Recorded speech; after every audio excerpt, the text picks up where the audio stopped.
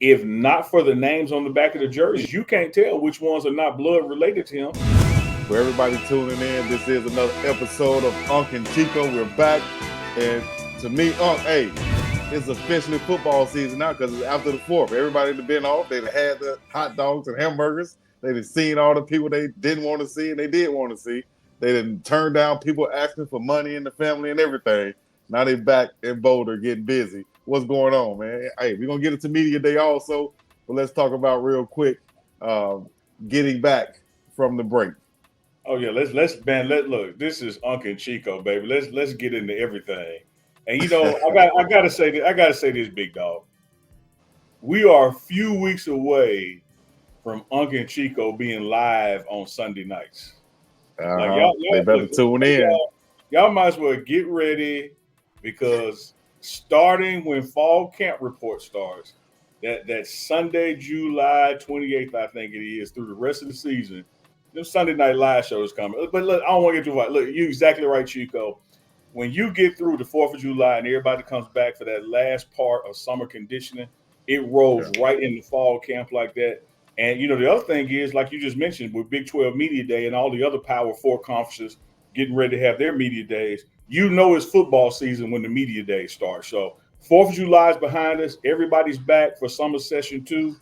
Fall camp starts in about 3 weeks. Media day in between that. It's football time in America. For sure. And the team is still working, as we saw Coach Mo posting. I just posted on my page also. The team is still working. We'll get to that. But as far as media day goes, in the home of the Raiders at Allegiant Stadium in Las Vegas, Nevada, you had 2 days of media day. Coach Prime, Shiloh, Shador, and Mark Fassett showed up today for the Colorado Buffaloes, and they had a bunch of things to say. Coach Prime had some quotables in there. He mentioned a bunch of players.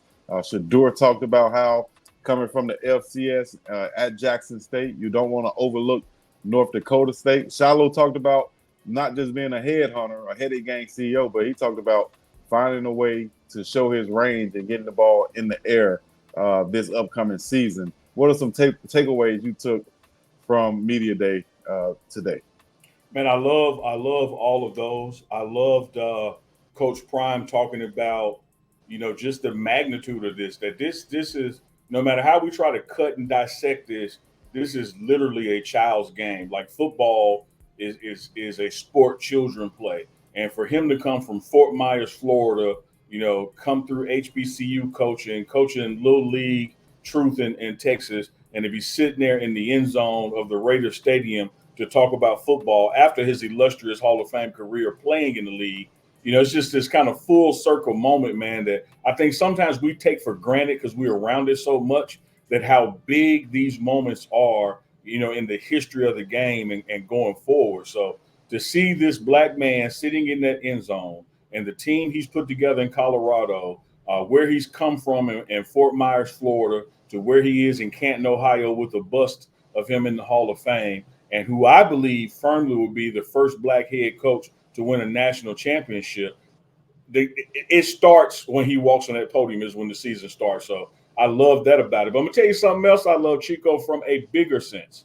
When you got to talk to the commissioner and hear him speak, he Yeah. indicated, he didn't drop no names, but he pretty much said the Big 12 ain't done growing. And when I think about the Big 12 ain't done growing, I think about people who are unhappy where they are. So let me start with Florida State. Can you imagine Florida State leaving the ACC and coming to the Big 12? And then you, if you mention Florida State, you must mention Clemson, right? It's been Yep. rumblings about Clemson. So Clemson and Florida State in the Big 12 in a already, I would say a conference that has a lot of parity. You got a team from 11 to the top team that's preseason ranked in the conference that I feel that can finish anywhere in that ranking. They can knock each other off.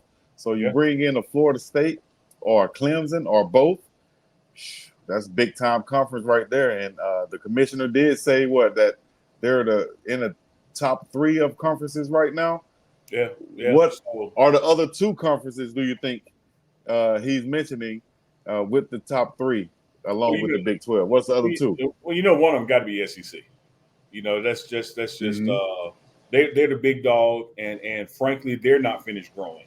I think the path that college football is on, man, when this is all said and done in the next 6 to 10 years, it's not even gonna be the Power Five, and now it's down to Power Four. It's probably gonna be like the Power Two, and you're gonna have super conferences. And so Yeah. this thing is gonna take on a lot of different angles. The more and more TV money matters and streaming money matters. So when you look at what the SEC is doing and the Big Ten is doing and what the Big 12 is now doing, the chance for growth for picking up some of these ACC teams, from not only just the Clemsons and the Florida States, but you can put a carrot on the stick, because at some point, y'all get ready for this now. Y'all get ready. I'm finna shock the world. At some point, with all this TV money and streaming money, how much longer can Notre Dame stay independent? Lord, they've been independent forever, it seems like, man. Like, Forever. But that's before you had all this cheese out here. How much longer can they right. really stay independent with TV money and NILs and collectives? And now they have to compete against people who are in these conferences. I'm looking, man, the next 2 to 4 years, Notre Dame got to make a decision. And like we said, with Right. Florida State and Clemson, North Carolina has to make a decision. Are they going to continue to be a basketball school, or are they going to truly embrace being a football school? So when I heard Coach Prime's comments about where he's from and where he's going to take Colorado, and I hear the commissioner's comments about we're not done growing, man, I think the future of the Big 12 with a Coach Prime as the centerpiece right now, and now can potentially expand more to the East Coast, more to his true footprint of recruiting, the future is bright, bro. Definitely is. And he wants to be there for the long haul. Like you say, he's not going to follow his sons to the NFL, but he's going to try to build something right there in Colorado. And then also, I saw Shador, when asked about, him moving on, he said that Julian Lewis is the right fit to come in there and to be that quarterback of the future for Colorado. Whoever that guy is, and he reiterated, which should be Julian, Coach Prime would treat him as if he was his son, as if he was his own. So, and to piggyback off of that, I saw a little snippet of Julian's father doing an interview, which he needs to come on Prime Parents. Holler at me on that. But his father said that, there's a symmetry there between Coach Prime himself and the offensive coordinator, Pat Shermer, being quarterback dads. And he said a lot of people might not realize how far that can go with being a quarterback dad and them understanding each other. So I still think Colorado has a big chance to land Julian Lewis, and Shador Sanders is embracing it and endorsing it from what I've seen. I love that, man. First, let me do this. Shout out to Prime Parents and what Big Dog Chico is doing when he sits down with these parents. And I got a special one that's coming, but it's going to be a Prime Parents UNK Chico show. We got a special parent lined up. We got a special parent. We got a special parent lined up when fall camp starts. All right. I love what you're saying, Chico, because here's the deal, man. People want to go where there's trust and where there's comfort and there's belief. And when you look at all the things that Coach Prime, has on the table as far as what's going on in Colorado, that's attractive. But he has been a guy who was recruited himself. He has raised children who recruited. He has coached children that have been recruited. He's put guys in the NFL already. James Houston from Jackson State. He brought also Isaiah Bolden from Florida State to Jackson State. Bolden, yep. So he's done it. And if you're a parent out there and you're looking to turn your kid over to somebody, man, I don't think there's a better guy coaching right now, because how can somebody take you where they've never been? And this guy has been on this journey of football at every step. He's been a highly touted high school recruit, so he knows what that's about. He's been sitting on the couch with his mom. He's been the dad sitting on the couch with his kids. He's been the head coach sitting in the recruiting lounge recruiting players. He's been drafted to the NFL. He's been traded and gone to other teams. He's made it to the Hall of Fame. Everything you come up with in football, this guy either knows it and has done it, or can damn sure show you how to do it. There's no better situation for JuJu or any other player, quarterback son or not, than to fit at Colorado. But when you add the aspect of I know how to coach quarterbacks and get them there, man, his Coach Prime checks all the boxes. Exactly. He knows how to win. He knows the magnitude of the whole situation. He knows how, like he said, and I'll pull up this quote right here, hey, we have to win in every area. That's the way we're judged. And I'm cool with that, is what Coach Prime said. meaning they got to win in the classroom, on and off the field. They have to win in every aspect of what they're doing. Can you speak on that? I love that quote because he's exactly right. Imagine this, Chico. We go 9 wins this year, but we have one of the lowest grades in the nation. People are going to attack us. If we go undefeated and have the highest grades, but have a player get arrested for a DUI, people are going to attack us. The issue is, and Coach Prime fully understands this, he is judged at a totally different standard than any other coach in America. But here's why it works.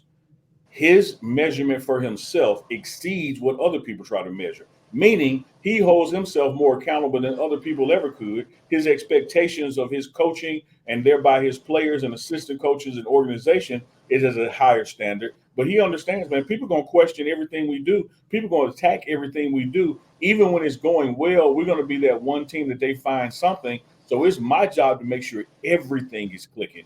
Most people would call that pressure. Coach Prime just calls it life because he's been in that bubble since around 1985 or so. You know, this guy's been a household in the mid-'80s. He's lived in this bubble of scrutiny since the mid-'80s. Yeah. Pressure to him, man. It's just called being a Sanders.